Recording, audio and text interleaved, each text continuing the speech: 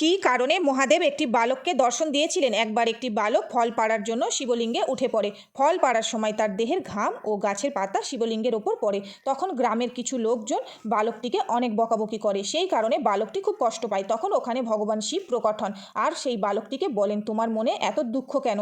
আমি তো তোমার প্রতি খুবই প্রসন্ন হয়েছি, তুমি কি চাও বলো। বালক তখন বলে, আমার খুব খিদে পেয়েছে, আমার ওই গাছের ফল চাই। তখন মহাদেব ওই বালকটিকে ফল পেড়ে দেয় আর বললেন, তুমি তো অনেক শান্ত, তুমি অন্য কিছু চাও।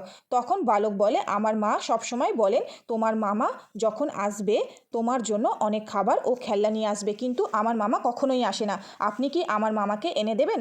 মহাদেব সেটি শুনে তথাস্তু বলে চলে গেলেন। বালকটি বাড়ি গিয়ে তার মাকে সমস্ত ঘটনা বলেন। তখন বালকটির মা ভাবেন, এর মামা তো অনেক দিন আগেই মারা গেছে, তাহলে কি করে ফিরে আসবে?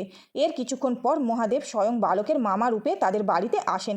বালকটির মা দেখে বুঝতে পারেন তিনি আর কেউ না, স্বয়ং মহাদেব ছিলেন।